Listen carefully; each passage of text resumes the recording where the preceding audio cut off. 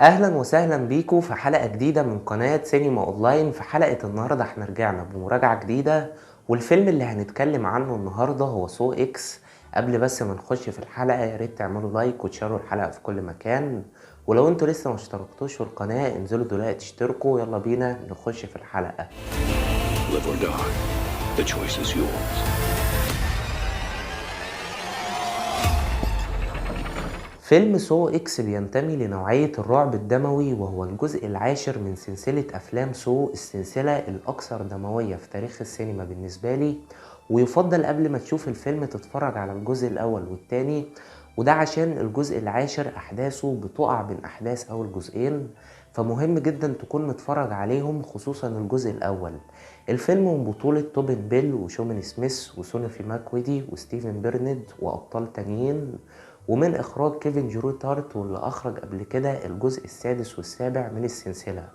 قصة الفيلم من غير حرق بتدور عن جون كريمر، واللي بيسافر المكسيك على أمل إن هو يلاقي علاج لحالته المتأخرة بسبب السرطان، ولكن مع مرور الوقت بيكتشف إن هو اتضحك عليه من مجموعة نصابين، فبيقرر إن هو ينتقم منهم، وبتتوالى الأحداث عشان نعرف إيه اللي هيحصل بعد كده.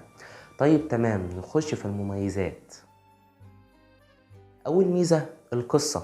فكرة الفيلم مش جديدة قوي، احنا قبل كده شفنا في السلسلة اجزاء بتتكلم عن مرض جون كريمر، ولكن اللي عجبني في الجزء ده هو طريقة سرد الاحداث المشوقة جدا. تقديم الفكرة كان سريع وما خدناش وقت، الفيلم هيدخلك على طول في احداثه. كمان الايقاع كان سريع، مدة الفيلم تقريبا ساعتين، بس انت مش هتحس باي ملل خالص، بل بالعكس انت هتبقى متفاعل مع كل دقيقة موجودة في الفيلم، بالذات لما بتشوف ان جون كريمر خلاص عرف ان هو اتضحك عليه من مجموعة النصابين دول، فانت بتبقى منتظر ومتحمس وعايز تعرف هو هينتقم منهم ازاي. فبصراحة الفيلم كان مشوق لدرجة عالية. تاني ميزة الدموية.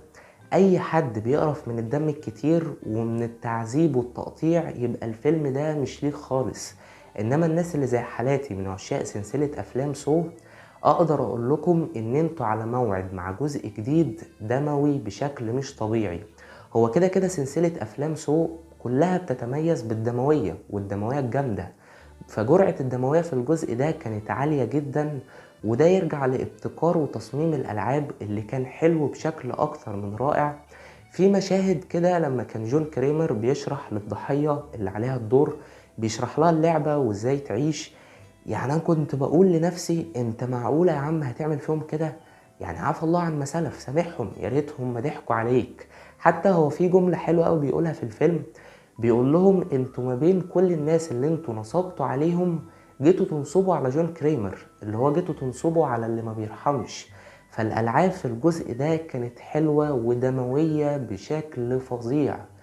يعني زي ما بيقولوا كده الفيلم ده لا يصلح للقلوب الضعيفة ولا القلوب القوية. والله أنا شخصيا في مشاهد كنت بودي وش الناحية التانية من كتر بشاعة المنظر. يا جماعة الفيلم ده لو انتوا ناويين تجيبوا معاه بيبسي ولا فشار بلاش، هتقرفوا والله. يعني الفيلم ده ما ينفعش تاكل معاه أي حاجة وانت بتتفرج، انت اقعد كده وخلاص. تالت ميزة السيناريو. تقديم الفكرة زي ما انا قلت لكم كان سريع وحلو، دخلنا على طول في الاحداث. عودة توبن بيل للسلسلة كانت حاجة حلوة جدا. كمان عودة الممثلة شون سميث لتقديم شخصية اماندا برضو كانت حاجة عجبتني. وانا بصراحة بالنسبة لي ببقى متكيف قوي لما بشوف جزء من سلسلة افلام سو في توبن بيل والعروسة بتاعت سو، الحاجتين دول مادام موجودين انا ببقى مبسوط. كمان نهاية الفيلم كانت حلوة جدا، في مشهد كده في الآخر بيبقى بقى فيه فلاش باك وبتبدأ تجمع الخطوط، فالدنيا كانت حلوة جدا جدا على مستوى الأحداث. رابع ميزة الموسيقى التصويرية. موسيقى سو كانت حاضرة وبشكل حلو جدا، وكانت عاملة جو مميز للأحداث كالعادة. خامس ميزة الأداء التمثيلي. الأداء التمثيلي كان جيد جدا من الكل، توبن بيل أداؤه كان حلو جدا، الممثلة شون سميث برضو أدائها عجبني. كمان أداء سونوفي ماكويدي كان حلو جدا، طالعة بقى شريرة كده في الفيلم ومش هاممها أي حاجة، أدائها كان كويس. سادس ميزة الإخراج.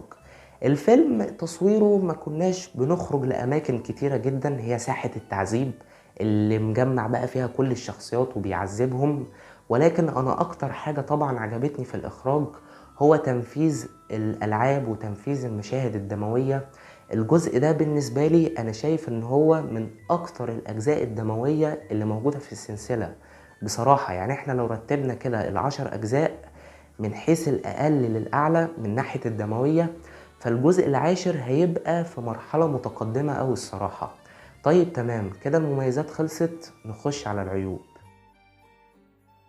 اول عيب تويستاية جون كريمر لما بيعرف ان هو متعالجش وانه اتنصب عليه. للأسف التويستاية دي موجودة في الاعلان، فانا شايف ان الاعلان لو ما كانش حرق التويستاية وسابها لينا في الفيلم نتفاجئ بيها، الموضوع كان هيبقى افضل بكتير. فدي حاجة ما تعبش الفيلم على قد انها تعيب الاعلان، ان هو حرق حدث مهم زي ده.